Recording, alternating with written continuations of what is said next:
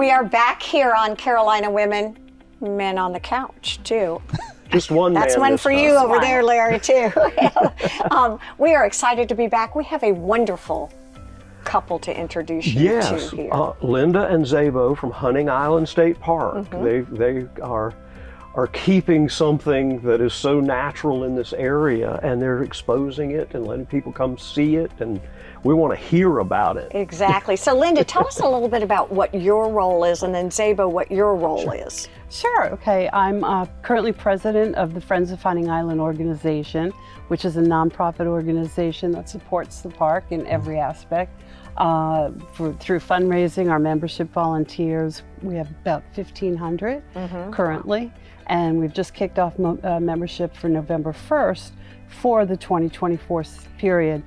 And yeah, this what is a membership? I want to hear about that. I want to know what a Yes, membership I do too. means, and does the average person then have access to the park with a pass? Yes. So $60 a year gets you cheap. unlimited visitation to the park, but it also gives you an opportunity to be a volunteer.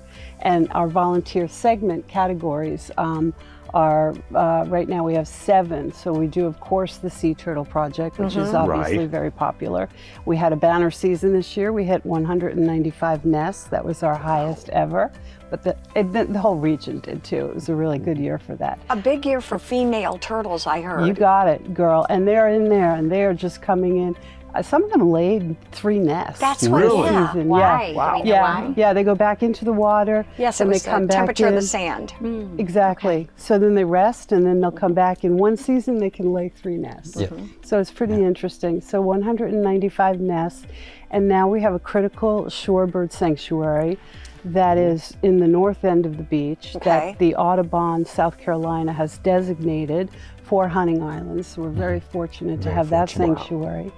And then we have the lighthouse, which is 100 and almost 50 years old, which is #1 visited tourist, for Beaufort County. Honestly, they get visitation is about over 1 million visitors a year to the lighthouse, well, to the park. Exactly. And construction projects for things that we do for the park. We just completed the Nature Center renovation this year, which we had our grand opening in September. It's awesome. Is it amazing? It is wonderful. Is it interactive, and It do you is. bring the school kids over and things like that? Yeah.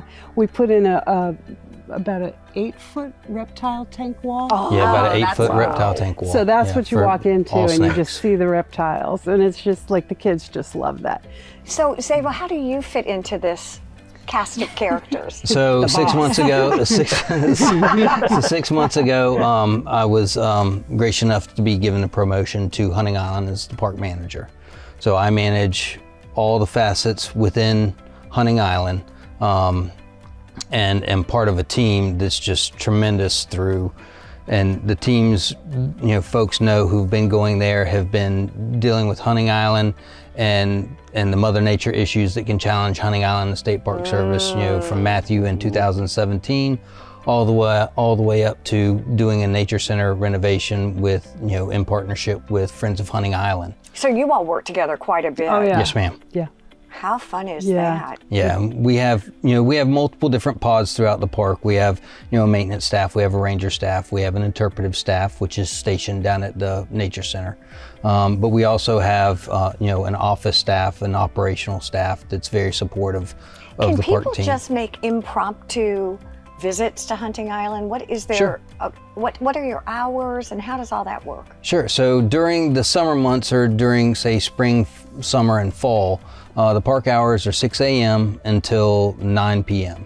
Okay. And then we have just now shifted 1st of November into our shorter hours because of time change, and that it's 6 a.m. until 6 p.m. every day. What about camping? Is it something that we can still do? Yes, ma'am. Campsites? Yes, ma'am. So even though the island consistently changes, and we have at times, issues of having to kind of rebuild because of Mother Nature and what can occur during those events, the campground at Hunting Island has been rebuilt. It is open, and it's packed. Is it really? And Oh, it's that's so packed. cool.